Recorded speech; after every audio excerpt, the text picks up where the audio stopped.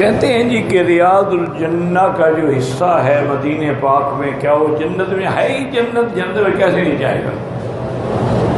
ما بین بیتی و منبری روضۃ من ریاض الجنہ، اور میں کہ میرے گھر اور منبر کا یہ درمیانی ٹکڑا جو ہے یہ جنت کا باغ ہے۔ گو بعض علماء یہ کہتے ہیں کہ بھئی یہ اس طرح ہے جیسے حضور نے فرمایا ایک حدیث مبارک میں، اذا مررتم بریاض الجنت فارتعوا، کہ جب تم جنت کے باغوں کے ساتھ گزرا کرو تو کچھ چل لیا کرو۔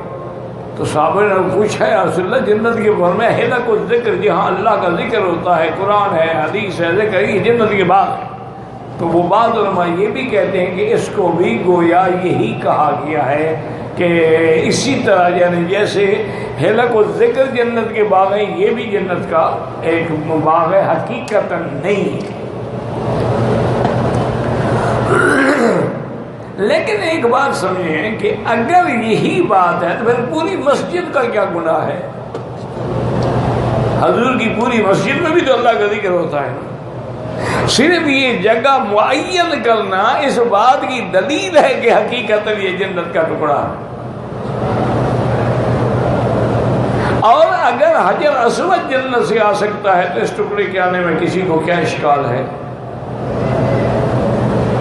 باقی بہت سارے لوگ ایک اعتراض یہ بھی کرتے ہیں کہ جنت کی تو صفت ہے اللہ تجوع فیہا ولا تعرا، کہ جنت میں آدمی کو نہ بھوک لگے گی نہ کبھی آدمی عریا ہوگا، یہاں تو بھوک لگتی۔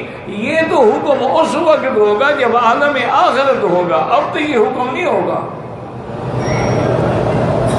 لیکن حقیقتاً یہ جنت کا ٹکڑا ہے، اور یہ شان مصطفیٰ ہے اللہ کے کروڑوں صلاۃ و سلام ہوں کہ آپ کا گھر یعنی حجرہ بی بی عائشہ سے لے کر منبر تک کا جو ٹکڑا ہے یہ جنت کا ٹکڑا ہے۔ اور یاد رکھیں جنت میں تو کسی کو بھی موت نہیں آئے گی، پیغمبر پر کیسے موت ہے؟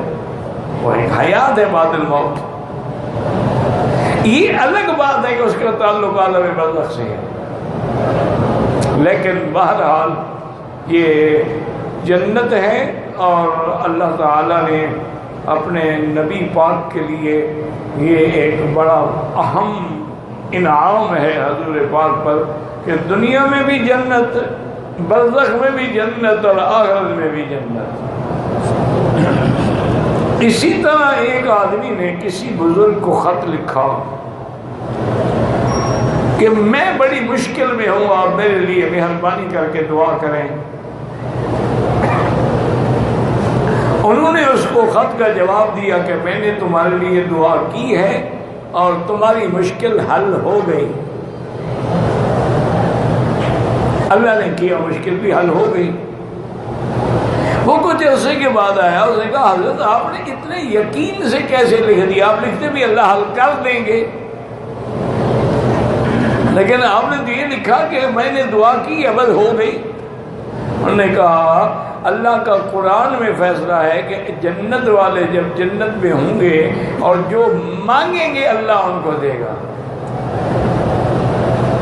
وَلَكُمْ فِيهَا مَا تَشْتَهِي أَنفُسُكُمْ وَلَكُمْ فِيهَا مَا تَدَّعُونَ، جو چاہیں گے جو مانگیں گے۔